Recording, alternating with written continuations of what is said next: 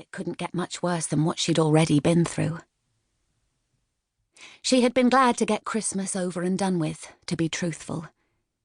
She'd got the impression that her mother had pulled out all the stops in a last-ditch effort to persuade her to stay.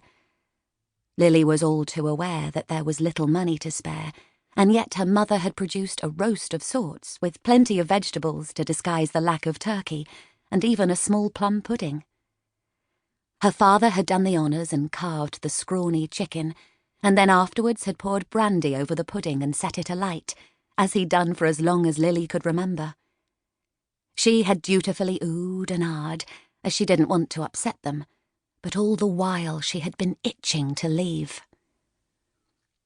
Lily hadn't stinted on presents for them, turning her bargain-hunting skills to full advantage.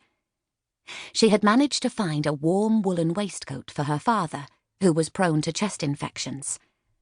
For her mother, she had followed a rumour of jewellery for sale and tracked down somebody who had worked in the city centre until the shop was destroyed by a direct hit. Now he was selling privately, if you knew where to go. Lily had ventured out to a semi-detached house, in a somewhat better road than her own, and was relieved to see a selection of items she could just about afford. Her mother had gasped with delight when she had unwrapped a small velvet box, the paper carefully saved from last year, which contained a turquoise necklace. Lily had been glad. She did love her parents, but she didn't want to end up living their lives. Guilty or not, she knew she had to leave for a better future. She deserved it, she told herself. She gave a little shiver now, despite the crowded clamminess of the carriage. It was excitement, she told herself, not fear. There was nothing to be afraid of. She'd made her decision, applied for her transfer, and that was that. She was needed where she was going. They'd be glad to have her. She would not look back. She was taking her future in her own hands, and there was no room for doubt. That was all in the past. Firmly, she shut her mind to the memories of the quiet celebrations with her family. Her parents weren't musical, but a friendly neighbour a few doors down had a piano and invited them to sing carols on Boxing Day. Lily had always felt a little embarrassed at this tradition, as nobody could sing very well and the neighbour's dog usually snored loudly all the way through. It also smelled of wet dog and overcooked vegetables rather noticeably. Yet her parents always reminded her that the offer was made out of kindness, and you never knew when you would need a neighbour's helping hand. Lily had squirmed. That was exactly the sort of thing she was moving away from. It had been funny to bump into somebody she knew at the station just before her train had pulled in.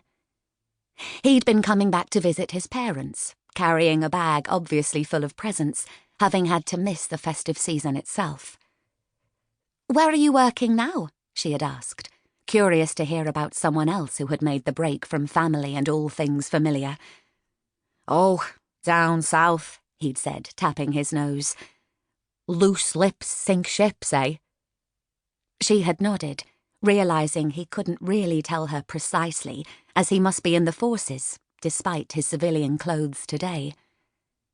Then she told him what she was doing, and he'd looked at her with keen interest.